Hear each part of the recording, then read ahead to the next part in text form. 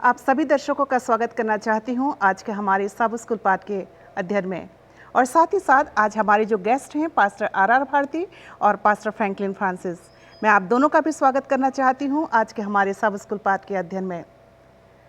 जैसा कि हम सब जानते हैं कि हम 2021 के दूसरे त्रिमास में प्रवेश कर चुके हैं और हम इस पूरे त्रिमास में द प्रॉमिस, परमेश्वर की सनातन वाचा, इस विषय पर अध्ययन कर रहे हैं और आगे भी अध्ययन करेंगे। और आज इस त्रिमास का तीसरा सप्ताह है और आज जिस विषय पर हम चर्चा करेंगे उसका शीर्षक है पृथ्वी पर हर एक जीवित चीज। और इससे पहले कि आज के हम अपने सब स्कूल पाठ के अध्ययन में आगे बढ़ें, हम परमेश्वर को धन्यवाद दें। इतनी बड़ी महामारी होने के बावजूद उसने हमें स्वस्थ रखा है, बचा के रखा है, ताकि हम सब मिलकर उसके नाम की स्तुति और आराधना एक साथ कर सकते हैं। आइए परमेश्वर को इस बात के लिए धन्यवाद दें। अपनी आंखों को बंद करें और दुआ करें, और दुआ में अगुवाई पास्टर आर भारती करेंगे। आइए प्रार्थना करें।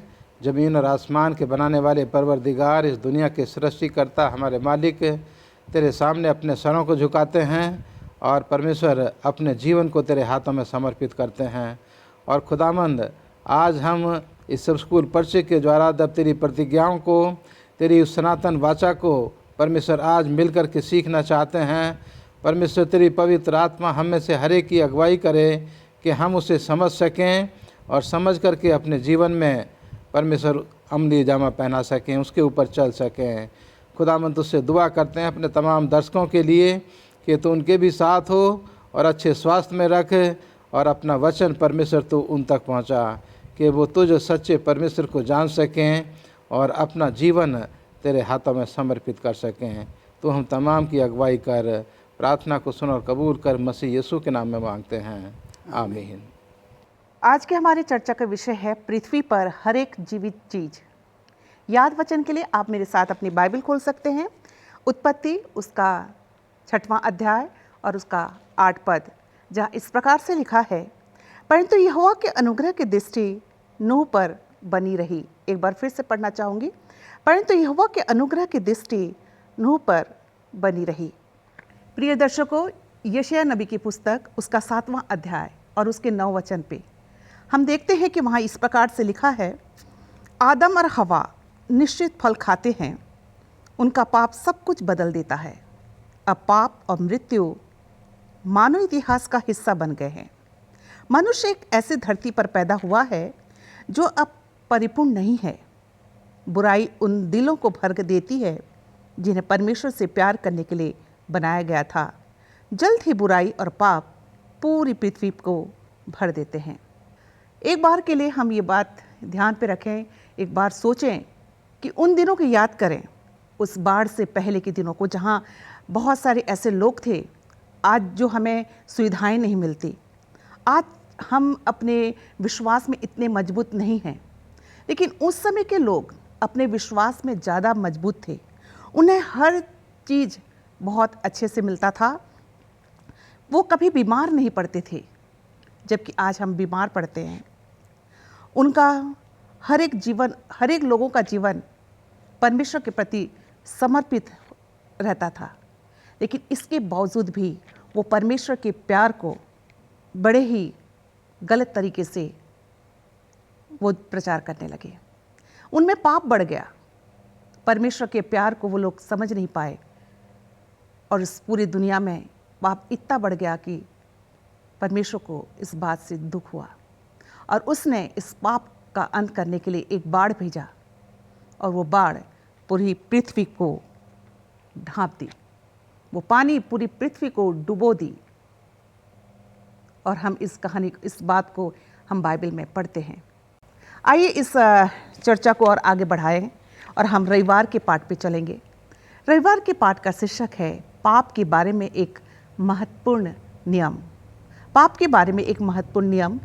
और पास्टर फ्रैंकलिन, मैं आपसे जानना चाहती हूँ, आज अपने विचारों को हमारे दर्शकों तक पहुँचाइए कि पाप हमारा क्या कर सकता है। बहुत ही अच्छा प्रश्न है। और इस पूरे सप्ताह में जो है हम थोड़ा समय के लिए मनन करेंगे नूह के ऊपर। और जैसे कि हम सब जानते हैं कि परमेश्वर ने जब इस पृथ्वी को बनाया, सब कुछ बहुत बहुत बहुत ही अच्छा था। और समय बीतता चला गया परमेश्वर ने आदम हवा को अदन की वाटिका में रखा, उन्होंने जो है उसकी आज्ञा का उल्लंघन किया और वो फल तोड़कर फल को खा लिया, और उसके बाद जो है पाप जो है वो जगत में आ गया। और हम यहाँ पर देखते हैं कि वो पाप जो है वो इतना ज़्यादा बढ़ता चला गया और बहुत भयंकर हो गया। और हम यहाँ पर देखते हैं कि जब परमेश्वर ने देखा कि ये मेरे लोग जिसको कि मैंने अपने स्वरूप में अपनी समानता में बनाया है, और मेरे कई बार बोलने के बाद भी जो है मेरी आज्ञा का इन्होंने उल्लंघन किया है, और ये पाप में जो है और भी बदतर होते चले जा रहे हैं, पाप में जो है और भी गहराई में जो है वो जाते जा रहे हैं। और हम यहाँ पर देखते हैं कि एक बार ऐसा है कि परमेश्वर सचमुच में इस बात से पछताता है कि मैंने जो है इन मनुष्यों को जो है वो क्यों बनाया। और हम यहाँ पर देखते हैं कि जैसा भी आपने बताया, जब परमेश्वर ने देखा कि पाप बहुत बढ़ गया है ना, कि और इस पृथ्वी पर बहुत ज़्यादा बुराई बढ़ गई है, और जिसका वर्णन हम जो है उत्पत्ति उसका 6वां अध्याय और उसके 5वें पद में पाते हैं। यहाँ पर लिखता है कि यहोवा ने देखा कि मनुष्य की बुराई पृथ्वी पर बढ़ गई है, और उसके मन में विचार में जो कुछ उत्पन्न होता है वो निरंतर बुरा ही होता है। और कहने का मतलब यहाँ पर यह है कि मिसेस एलिस, पाप इतना ज़्यादा बढ़ गया और परमेश्वर को जो है फिर क्या करना पड़ा, एक ऐसा कठोर निर्णय लेना पड़ा कि वो चाहता था कि अब जो है उससे वो सहन नहीं हो रहा था। अब उसने तय कर लिया कि वो क्या करेगा, इस पूरी पृथ्वी को जो है वो पानी से क्या कर देगा, जो है वो नष्ट कर देगा। चंद आयतें मेरे पास है जो इस बात का उल्लेख करती है कि कैसे जो है ये पाप जो है क्या हो गया, इस पृथ्वी पर बढ़ता चला गया। अगर हम उत्पत्ति 3:6 में देखते हैं तो यहाँ पर जो है हवा और आदम ने क्या कर दिया, वो फल को जो है वो खा लिया। उत्पत्ति 3:11 से 13 में अगर हम पढ़ते हैं, आदम ने हवा को और हवा ने जो है वो सांप को क्या किया, ब्लेम करना शुरू कर दिया, एक दूसरे को जो है वो दोष देना जो है वो शुरू कर दिया। उसके बाद हम देखते हैं उत्पत्ति 4:5 में कि कैन का जो बलिदान था, सैक्रिफाइस था, परमेश्वर ने उसको एक्सेप्ट जो है वो नहीं किया। आगे अगर हम उत्पत्ति 4:8 में पढ़ते हैं तो लिखता है कि कैन ने क्या किया, हाबिल को मार दिया।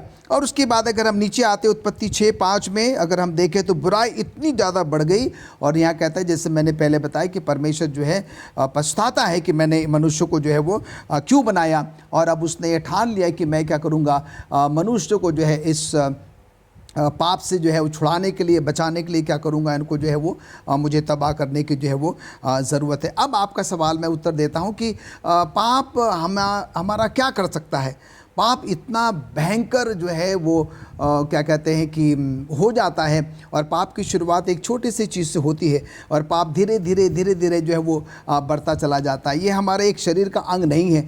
जब कभी हमें चोट लगती है तो हम या तो उसको काट के फेंक देते हैं या दवाई दारू करते हैं, और फिर क्या हो जाता है, वो ठीक हो जाता है। जो पाप है वो इतना हमें मन भावना लगता है, इतना स्वादिष्ट लगता है, और हम यहाँ पर देखते हैं कि ये पाप जो है वो धीरे धीरे जो है वो बढ़ता चला जाता है। और एक समय ऐसा आ जाता है कि अगर वो व्यक्ति अपने आप को संभालता नहीं है, प्रभु के पास नहीं जाता है, पश्चाताप नहीं करता है, तौबा नहीं करता, तो वो क्या हो सकता है, बर्बाद हो सकता है, और उसका जो अंत है और वो जो है क्या हो सकता है, वो मृत्यु हो सकता है। और हम यहाँ पर देखते हैं कि सिर्फ यही इसी पृथ्वी पर की एक स्वाभाविक मौत ही नहीं, पर अगर जो है वो सचमुच में नहीं संभला तो एक स्वाभाविक मौत तो होगी, और वो दूसरी मौत जो आत्मिक मौत है उससे भी क्या होगा, वो हाथ जो है वो धो बैठेगा। और इसलिए अजीज़ ज़रूरी है कि आइए हम अपने आप को क्या करें, इन पापों से, गुनाहों से जो है वो दूर ही रखें।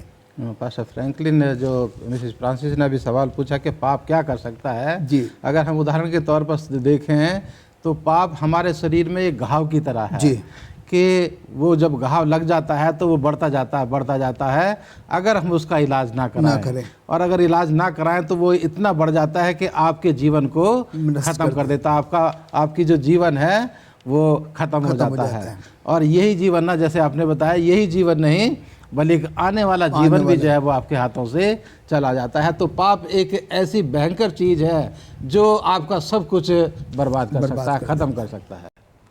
धन्यवाद देना चाहती हूँ पास्टर फ्रैंकलिन आपके अच्छे विचारों के लिए। प्रिय दर्शकों, पाप की मजदूरी मृत्यु है, इस बात को हम हमेशा याद रखें।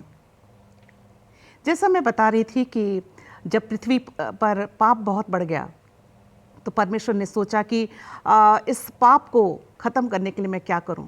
उसके दिमाग में एक व्यक्ति का ख्याल आया और उस व्यक्ति को आज्ञा दी कि एक जहाज़ बनाए। और अपने परिवार समेत उस जहाज में जाने को आज्ञा देता है। वो व्यक्ति कौन है? आइए हम सोमवार के पाठ में चलेंगे। नूह एक व्यक्ति इसका शीर्षक है, और इस बात को ध्यान पे रखते हुए आइए हम सोमवार के पाठ पे चलेंगे। और पास्टर भारती से मैं जानना चाहूँगी, पास्टर भारती, आप अपने विचारों को आज हमारे दर्शकों तक पहुँचाइए कि नूह और परमेश्वर के बीच जो संबंध था, उस संबंध को समझने में हमें कैसे मदद करता है। ये जैसे आपने अभी याद वचन आज का पढ़ा, उत्पत्ति 6 अध्याय और उसकी 8 आयत, यहाँ लिखा है, परंतु यहोवा के अनुग्रह की दृष्टि नूह पर बनी रही। तो इस आयत में 2 व्यक्तियों का जो जिक्र किया गया है, यहोवा का, परमेश्वर का, और अनुग्रह और नूह का। तो यहाँ इन दोनों के बीच में परमेश्वर जो है वो अपना हाथ बढ़ा करके परमेश्वर नूह के ऊपर अपना अनुग्रह उड़ेलता है। और ये अनुग्रह सब जो है बाइबल में, ये उत्पत्ति की किताब 6 अध्याय की ये 8 आयत जो है, यहाँ अनुग्रह का जिक्र पहली बार किया गया है कि परमेश्वर का अनुग्रह किसी इंसान के ऊपर हुआ है। और यहाँ हम नूह के बारे में जैसे सीख रहे हैं कि क्यों परमेश्वर का अनुग्रह उसके ऊपर हुआ। 9वीं आयत में लिखा है कि नूह धर्मी पुरुष था और अपने समय के लोगों में खरा था, और नूह परमेश्वर ही के साथ चलता था। तो यहाँ 3 बातें जो है खास करके नूह के बारे में बताई गई हैं जिसके ऊपर परमेश्वर का अनुग्रह हुआ। पहली बात कि परमेश्वर जो था, वो नूह जो था वो एक अच्छा इंसान था, और दूसरी बात कि उसका जीवन जो था बिल्कुल निष्कलंक बिल्कुल पाप से रहित जीवन था, और वो नूह जो था परमेश्वर के साथ साथ चलता था, परमेश्वर की अगुवाई में चलता था। तो यहाँ परमेश्वर ने जो है वो नूह को इसलिए सुना क्योंकि परमेश्वर जानता था कि नूह जो है उसकी बात को सुनेगा, उसकी बात का जो है वो आज्ञा पालन करेगा और उसकी बात को मानेगा, उसके ऊपर भरोसा करेगा। और इसीलिए परमेश्वर ने जो है नूह को चुना उस महान काम के लिए जिसके द्वारा परमेश्वर इस दुनिया को जो है वो बचाना चाहता है। और यहाँ दूसरा पत्रस उसके 2 अध्याय की 5वीं आयत में भी लिखा है, पत्रस भी जो है वो नूह को धर्म का प्रचारक कहता है कि नूह जो है वो जो जिसका उदाहरण जो है वो उत्पत्ति की किताब में दिया गया है कि नूह जो था वो परमेश्वर का धर्मी उपदेशक भी जो है वो ठहरा, क्योंकि उसने 120 साल तक परमेश्वर के वचन का जो है प्रचार किया। तो यहाँ हम देखते हैं कि परमेश्वर का अनुग्रह एक दया के रूप में वो नूह के ऊपर होता है। और हम देखते हैं कि यहाँ नूह को जो है उसकी ज़रूरत थी, और इसीलिए परमेश्वर जो है उसके ऊपर अपना रहम, अपना फजल, अपना अनुग्रह वो नूह के ऊपर करता है। और नूह जो है वो परमेश्वर को जो है वो समझने की कोशिश करता है, परमेश्वर को प्यार करने की कोशिश करता है, और उसके कहे अनुसार वो काम करना जो है शुरू कर देता है। तो यहाँ हम देखते हैं कि नूह और परमेश्वर के बीच में एक ऐसा संबंध जो है कायम हो गया कि जो परमेश्वर ने कहा नूह ने उसको करना जो है वो शुरू कर दिया, और उसके ऊपर जो उसने भरोसा करके उस काम को जो है जो परमेश्वर ने उसको करने के लिए कहा, नाव बनाने के लिए और प्रचार करने के लिए, वो उस काम में जो है वो लग गया। तो नूह का संबंध परमेश्वर के साथ एक नज़दीकी का संबंध जो है वो परमेश्वर का बन गया। धन्यवाद देती हूँ पास्टर भारती आपके अच्छे विचारों के लिए, और सचमुच आपने अपने विचार, बहुत ही अच्छा विचार आज हमारे दर्शकों तक पहुँचाया। आइए हम मंगलवार के पाठ पे चलेंगे, और जिसका शीर्षक है नूह के साथ वाचा। और इस बात को ध्यान पे रखते हुए पास्टर फ्रैंकलिन, मैं आपसे जानना चाहती हूँ कि परमेश्वर ने नूह के साथ क्या वाचा बांधी थी, और वो कौन सी वाचा थी, क्यों बांधी थी? हम यहाँ पर देखते हैं कि उत्पत्ति 6:18 में लिखता है, परंतु मैं तेरे संग वाचा बांधता हूँ, इसलिए तू अपने पुत्रों, स्त्री और बहुओं समेत जहाज में प्रवेश करना। उत्पत्ति 6:18। और जैसा भी यहाँ पर देखते हैं कि मंगलवार के पाठ में का जो शीर्षक है नूह के साथ वाचा। इससे पहले कि हम आज के पाठ में थोड़ा सा आगे बढ़ें, हमें ये समझना ज़रूरी होगा कि ये वाचा जो है वो क्या है। वाचा जो है कभी भी एक व्यक्ति नहीं बांध सकता। वाचा को बांधने के लिए, समझौता करने के लिए 2 व्यक्तियों का होना जो है वो ज़रूरी है। और दोनों व्यक्तियों का जो है एक समन्वय बनना भी जो है वो ज़रूरी है। दोनों व्यक्तियों को जो है एक दूसरे को समझना भी जो है वो ज़रूरी है। और जब तक कि हम क्या करते हैं कि एक दूसरे के साथ मेल नहीं खाते हैं, हमारे सोच विचार, हमारी बातचीत, हमारा जो कुछ भी हम लेन देन करना चाहते हैं, अगर वो मेल नहीं खाएगा तो वो वाचा या वो समझौता जो है वो आगे नहीं बढ़ सकता है। और जैसे कि अभी हमने सीखा है, आपने भी बताया, पास्टर भारती ने भी बताया कि परमेश्वर जो है लोगों से बहुत ज़्यादा दुखी था क्योंकि पाप इतना बढ़ गया था।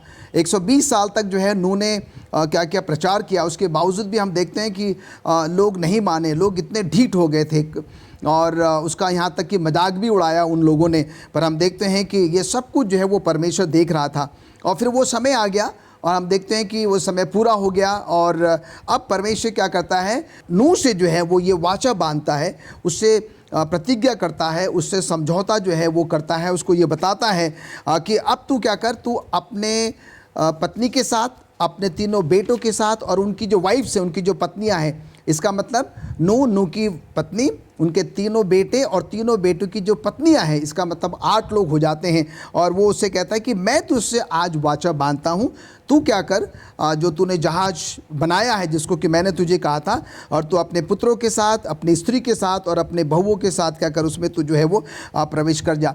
यहाँ पर एक बहुत ही अच्छी बात जो परमेश्वर हमें समझाने की कोशिश कर रहा है नूह के माध्यम से, और वो ये है कि परमेश्वर जो है अपने लोगों से बहुत बहुत प्यार करता है। परमेश्वर जो है उनको नष्ट नहीं होने देख सकता या उनको बर्बाद होते जो है वो नहीं देख सकता। और अभी जो है पास्टर भारती ने हमें ये बताया था कि भाई कैसे जो है नूह में कौन कौन सी जो क्वालिटीज़ हैं जिसके वजह से जो है विशेषता थी, जिसके वजह से क्या किया है परमेश्वर ने जो है वो नूह को चुना है। और हम यहाँ पर देखते हैं कि पहली बात तो ये, क्योंकि नूह जो है एक ऐसा धर्मी व्यक्ति था, परमेश्वर का भय मानने वाला व्यक्ति था, परमेश्वर की आज्ञा का पालन जो है उसने किया और परमेश्वर ने उसको नाव बनाने के लिए बोला। और हम यहाँ पर देखते हैं कि और उसने इसलिए क्योंकि वो नहीं चाहता था कि जैसे पूरी दुनिया नष्ट हो रही है, बर्बाद हो रही है, नूह और नूह का परिवार भी क्या हो जाए, वो बर्बाद हो जाए। और हम यहाँ पर देखते हैं कि नूह ने परमेश्वर की बातों को माना और उसमें वो अपने तीनों बेटों के साथ, उनकी पत्नियों के साथ, अपनी स्वयं की पत्नी के साथ उस जहाज में क्या करता है, वो प्रवेश कर जाता है और वो जो है वो सब के सब जो है वो बच जाते। एक छोटा सा उदाहरण यहाँ पर है, मान लीजिए कि कोई व्यक्ति जो है वो पानी में गिर जाता है और अगर कोई दूसरा व्यक्ति जो है उसको रस्सी फेंक के बचाना चाहता है, तो जब तक कि वो व्यक्ति क्या करेगा, उस रस्सी को पकड़ के बचना नहीं चाहेगा स्वयं, वो बच नहीं सकता। जो व्यक्ति उसको बचाना चाह रहा है वो तो उसको बचाना चाह रहा है, पर वो उस व्यक्ति पर भी निर्भर करता है जो कि पानी में डूब रहा है। वो कहता है कि नहीं मैं तो नहीं पकड़ूंगा, मैं आपकी रस्सी को नहीं पकड़ूंगा, तो वो नहीं बचाया जा सकता। मैं कितनी भी कोशिश कर लूँ पर मैं उसको जो है वो नहीं बचा सकता। यहाँ पर जो है परमेश्वर नूह के माध्यम से हम सबों को ये समझाना चाह रहा है, परमेश्वर हम सबसे बहुत प्रेम करता है, वो नहीं चाहता कि हम नाश हो, नष्ट हो। परमेश्वर अपना हाथ आगे को करता है। अब ये मुझ पर और हम सब पर निर्भर करता है, क्या हम आगे बढ़कर उसके हाथ को थामते हैं और अपने आप को बचाने की जो है वो कोशिश करते हैं। अजीज़ों, हमारे पास अभी भी मौका है, जब जब हम परमेश्वर के पास जाते हैं, परमेश्वर हमसे आगे होकर जो है अपना हाथ फैलाता है और वो हमको जो है वो बचाना चाहता है। धन्यवाद देना चाहती हूँ पास्टर फ्रैंकलिन आपके अच्छे विचारों के लिए। और आइए हम बुधवार के पाठ पे चलेंगे। प्रिय दर्शकों, जब इस दुनिया में बाढ़ आया, जब बारिश हुई 40 दिन और 40 रात बारिश होने के बाद जब बारिश थम गई तो आकाश में मेघधनुष दिखाई देने लगा। आइए हम बुधवार इस बात को ध्यान पे रखें और बुधवार के पाठ पे चलेंगे। बुधवार के पाठ का शीर्षक है मेघधनुष की प्रतिज्ञा। और इस बात को ध्यान पे रखते हुए पास्टर भारती, मैं आपसे जानना चाहती हूँ, आप अपने विचारों को हमारे दर्शकों तक पहुँचाइए कि ये मेघधनुष की प्रतिज्ञा किस किस के साथ है। मिसेस फ्रांसिस, जो आपने सवाल के भी किया है कि मेघधनुष का जो प्रतिज्ञा है वो किस किस के साथ है, इसको बताने से पहले मैं अपने दर्शकों को बताना चाहता हूँ नूह के उस बाढ़ के बारे में कि जो 40 दिन और 4 रात जो है वो बारिश होती रही और उसके बाद जब बंद हुई तो नूह की किश्ती जो है वो तैरते तैरते जो उस इलाके में सबसे ऊंचा पर्वत था, अरारात पर्वत, जो आज भी ईरान और इराक के बॉर्डर पर खड़ा हुआ है, उस पर्वत के ऊपर आकर के नूह की किश्ती जो है वो रुकी। और कुछ दिन वो किश्ती में रहने के बाद जो है जब वो नीचे उतरे और नीचे उतर कर के उन्होंने देखा आसमान की तरफ, तब तो उनको ये मेघ धनुष जो है वो बादलों में दिखाई दिया। और उसी वक्त परमेश्वर ने नूह के साथ जो है ये वादा किया, जो हम उत्पत्ति उसके 9 अध्याय की 12 और 13 आयत में मैं पढ़ना चाहता हूँ।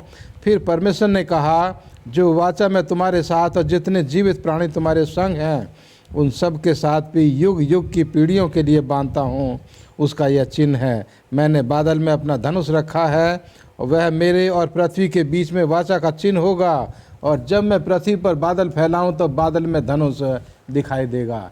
तो ये मेघ धनुष जो था परमेश्वर ने अपनी वाचा का एक चिन्ह के रूप में ये बादल में रखा।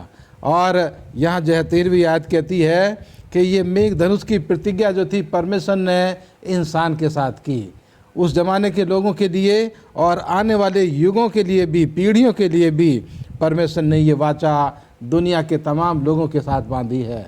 तो हम यहाँ कह सकते हैं कि ये मेघ धनुष जो आज भी हम बरसात के बाद जब मेघों में देखते हैं, बादलों में देखते हैं, तो हम लोग जो हैं परमेश्वर की इस प्रतिज्ञा को इस चिन्ह के रूप में देखते हैं कि परमेश्वर ने अब इस दुनिया को पानी से पूरी तरह से बर्बाद करने का ये जो वादा दिया है, जो प्रतिज्ञा दी है, वो जो है वो नहीं कभी नहीं होगा कि इस दुनिया को पूरी तरह से पानी से जो बर्बाद कर दिया जाए।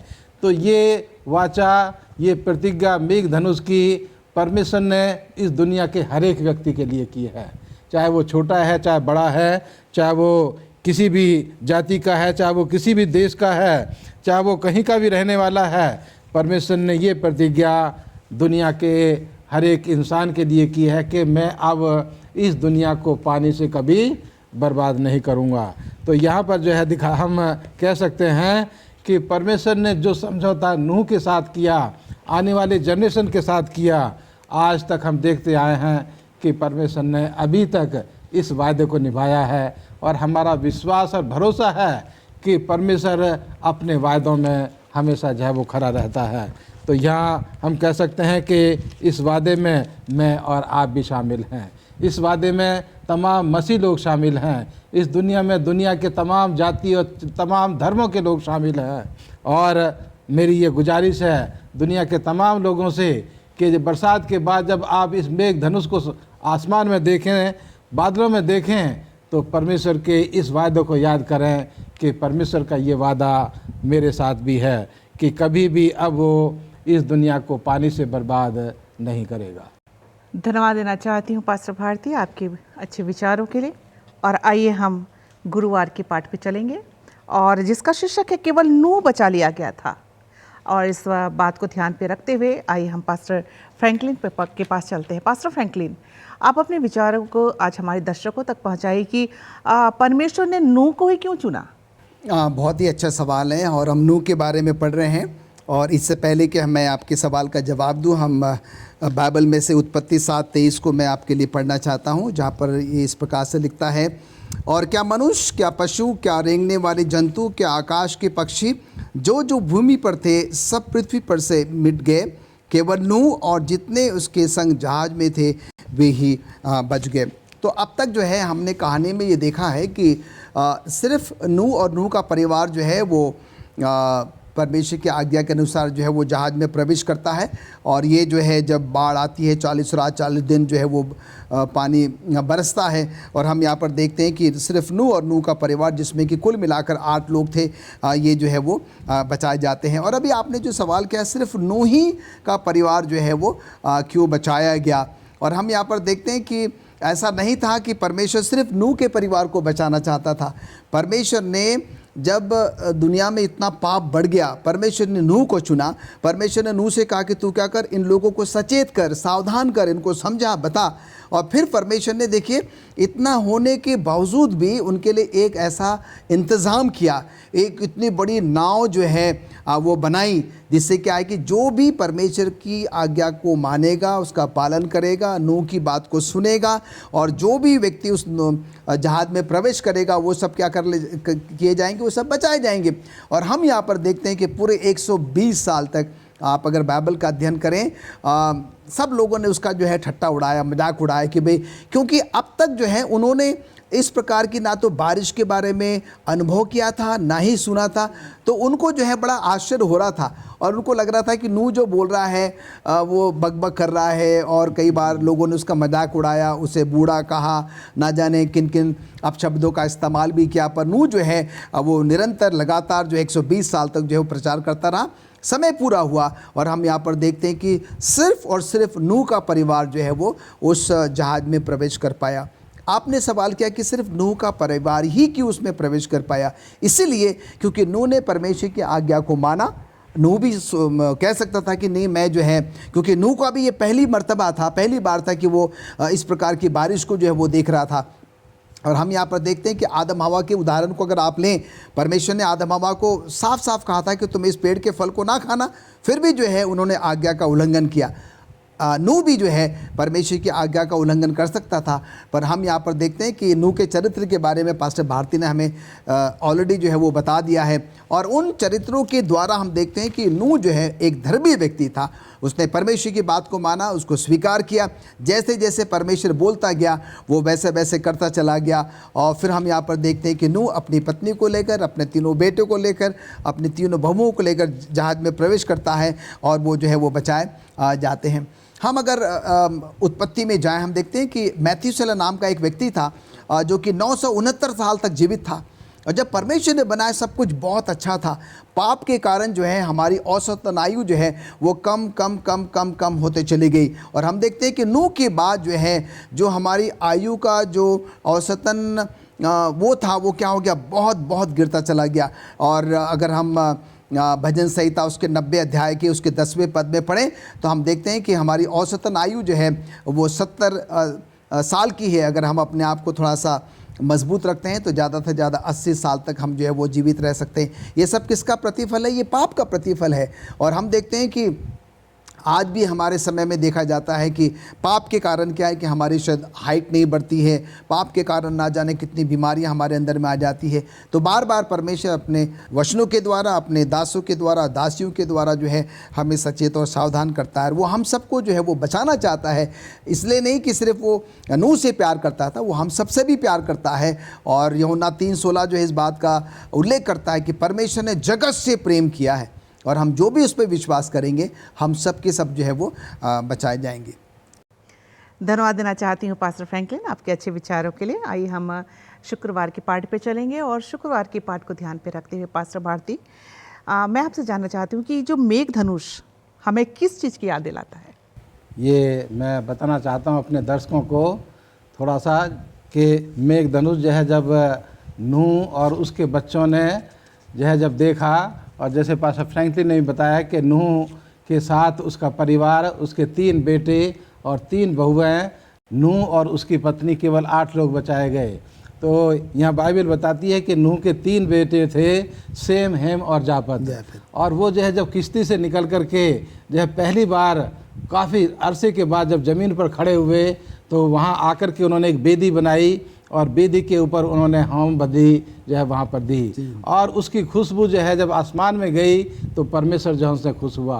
और तब उन्होंने जो है परमेश्वर की आवाज़ सुनी और साथ ही साथ उसने मेघों में जो है वो जो धनुष था, मेघ धनुष, उसको जो दिखाया। और यहाँ उनको देख करके जो है ये जो है बहुत ही अच्छा लगा कि अब परमेश्वर जो है वो कभी भी इस दुनिया को पानी से बर्बाद नहीं करेगा। और उनका विश्वास जो था वो और मजबूत हुआ कि परमेश्वर जो कहता है वो करने के लिए तैयार रहता है। तो ये मेघधनुष जो है वो मेघधनुष हमारे विश्वास को जो है मजबूत करता है। मेघधनुष जो है वो परमेश्वर की दया को दिखाता है। मेघधनुष जो है वो हमें परमेश्वर पर विश्वास करने में मदद करता है।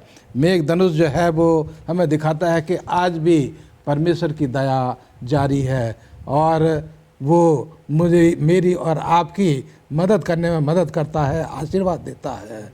नूह और उसका परिवार जब ज़मीन पर खड़े हुए थे और उन्होंने बलि जो चढ़ाई और उसको खुशबू जब आसमान में गई तो वहाँ से परमेश्वर उनको देख करके खुश हुआ और उनके साथ वादा किया और उनको मेघों में जो है एक धनुष दिखाया और उस के साथ जो है उन्होंने ये विश्वास किया कि परमेश्वर जो कहता है उसको वो निभाता है।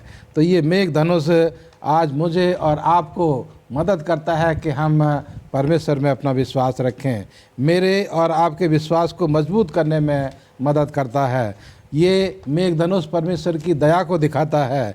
मेघधनुष जो है वो आज हमें दिखाता है कि आज भी परमेश्वर की दया जो है वो लगातार जारी है इंसान के ऊपर।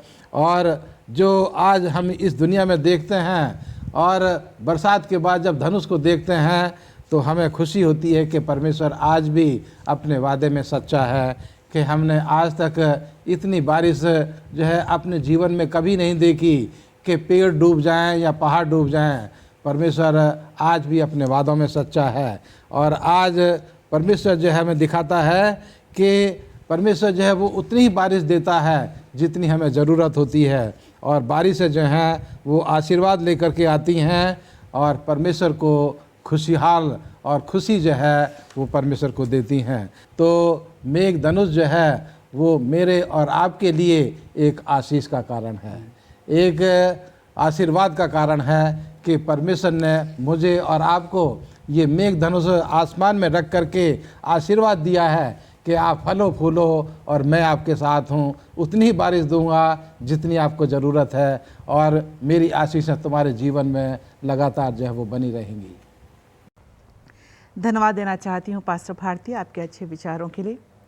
प्रिय दर्शकों, आज का हमारे जो सब स्कूल पाठ था वो इसी पर आधारित था कि हम परमेश्वर से प्रेम करें, हम अपने पापों को मान लें। बाइबल बताती है कि यदि हम अपने पापों को मान लेते हैं तो वो हमारे पापों को क्षमा करने में विश्वास योग्य और धर्मी है। दुनिया में पाप बढ़ गया था और उस पाप को ख़त्म करने के लिए परमेश्वर ने इस दुनिया को जल प्रलय भेजा, दुनिया में जल प्रलय भेजा और 40 दिन 40 रात जल प्रलय हुआ। लेकिन नूह और उसका परिवार उस जल प्रलय से बच गया। परमेश्वर चाहता है कि आज जो हमारा पूरा दुनिया है, जो परमेश्वर के जो बच्चे हैं वो सब के सब बचाए जाएं, बशर्ते कि हम अपने पापों से तौबा करें। परमेश्वर की मोहब्बत हमारे लिए बहुत कीमती है। कैसी गहरी मोहब्बत तेरी है खुदा कि भूल हमसे हुई और माफ़ तूने किया। हमें दी न सजा, हमें दे दी शिफा, तेरी महिमा की क्या बात है। परमेश्वर की महिमा हमारे लिए अपरंपार है। अजीज़ों, आइए हम परमेश्वर को अपना जीवन दें। आज की इस महामारी में परमेश्वर ने हमें स्वस्थ रखा है, हमें जीवन दिया है और बहुत आयत का जीवन दिया है। आइए हम अपने आप को परमेश्वर के चरणों में समर्पित करें। उम्मीद करती हूँ कि आज का हमारा सब स्कूल पाठ हम जितने भी सुनने वाले हैं सबके लिए आशीष का कारण रहा होगा। इससे पहले कि हम आपके आज के सब स्कूल पाठ का अध्ययन को समाप्त करें, मैं धन्यवाद देना चाहती हूँ पास्टर आर भारती का और पास्टर फ्रैंकलिन फ्रांसिस का। आइए हम अपने सब स्कूल पाठ को ख़त्म करें, अपनी आंखों को बंद करें और दुआ करें और दुआ में अगुवाई पास्टर फ्रैंकलिन करेंगे। आइए प्रार्थना करें। धन्यवादित हैं स्वर्गीय पिता परमेश्वर आज के सब स्कूल पाठ के अध्ययन के लिए। धन्यवादित हैं हमारे तमाम भाई और बहनों के लिए जो कि प्रभु अपने अपने घरों में आज के पवित्र सबत में आपके सब स्कूल पाठ को प्रभु सुन पाए हैं। हम धन्यवादित हैं पास्टर भारती के लिए, मिसेस एलिस के लिए और मेरे लिए प्रभु और बेटे रिशु के लिए कि आपने हम सबों की मदद करी कि हम आज के सब स्कूल पाठ को प्रभु अपने श्रोताओं तक पहुंचा पाए हैं। और आज जो कुछ भी हमने सुना है हमारी मदद करें कि हम आपके वचनों के अनुसार चल सकें, आपकी आज्ञाओं का पालन करें।